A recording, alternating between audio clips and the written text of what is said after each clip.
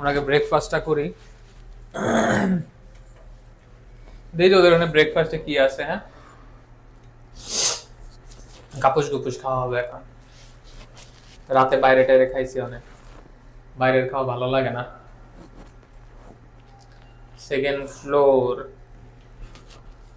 দেখি আমরা ব্রেকফাস্ট করি তো, এটাই মনে হয়। আচ্ছা,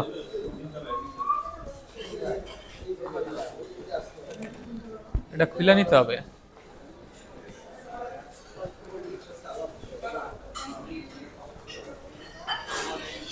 গুড মর্নিং। আচ্ছা, দুইটা হ্যাঁ দুইটাই। Thank you. ওকে, স্যার আসুন আপনাদের জন্য একটা আচ্ছা। চলো, দেখছো পুরা হাউসফুল।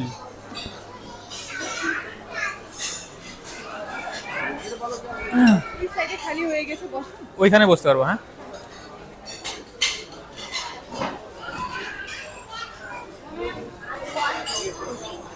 দেখি সেলফ সার্ভিস না আমাদের সার্ভিস দেওয়া হবে? স্যার সাথে নিয়ে নিন। ওকে, নিয়ে নিতে হবে না? হ্যাঁ, নিয়ে নিতে হবে। আচ্ছা আচ্ছা, ওইখান থেকে সবকিছু নিয়ে নিতে হবে। আচ্ছা আচ্ছা, ওকে, থ্যাংক ইউ।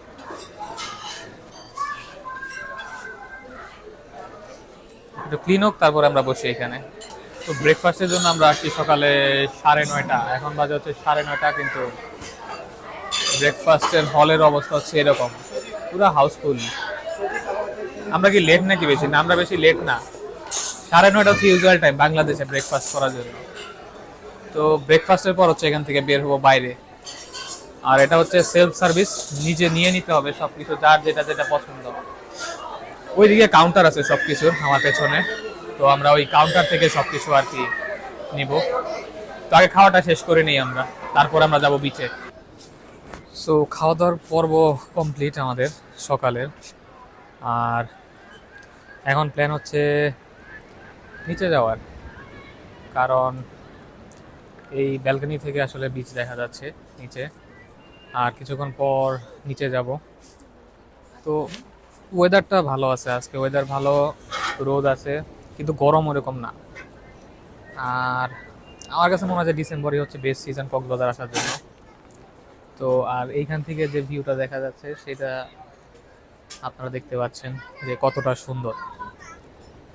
তো আমি আসলে ব্রেকফাস্টের জন্য আদার যে সাইড আছে ওইখানে বসেছিলাম। তো এই পাশে আমি এখন আসলাম, আর আসার পর আসলে সত্যি খুব ভালো লাগছে। তো কালকে সকালে ট্রাই করবো হচ্ছে এখানে ব্রেকফাস্ট করার জন্য। আর বিচে লোকজন এখন একটু কম, যেহেতু এটা একটা প্রাইভেট বিচ, এই হোটেল সংলগ্ন।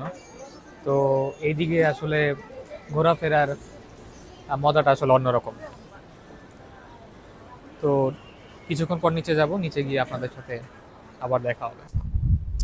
এই বিচটাতে আসলেই আসলে ভালো লাগে, কোনো ভিড় নাই, কিছু নাই, লোকজন কম। কিন্তু ঝামেলা হচ্ছে বিচে প্রচুর বালি।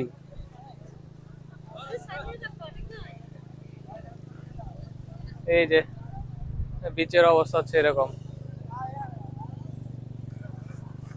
এই বিচটার ভালো দিক হচ্ছে এইটাই যে লোকজন কম, এনে হাঁটাচলা করে মজা। ও ফাইন। ও বেশি তো গরম না, বাতাস আছে সুন্দর, অত গরম না।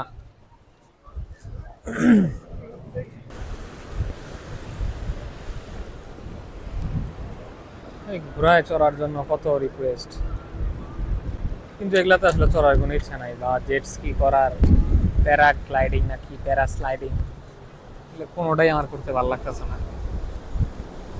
আমার মনে হচ্ছে যে সমুদ্রে এসে শুধু এইভাবে দাঁড়িয়ে দাঁড়িয়ে উপভোগ করা উচিত। না ভাই,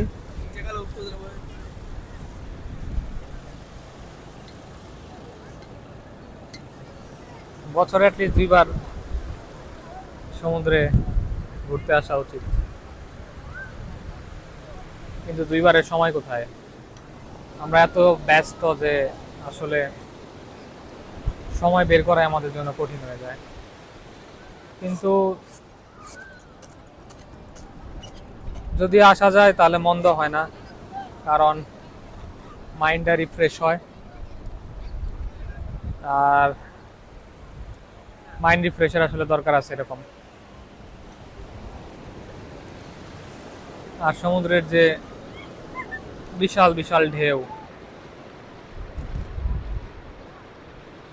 এত বড় বড় ঢেউ সমুদ্রে, এগুলো আসলে না দেখে আসলে বোঝার কোনো উপায় নাই।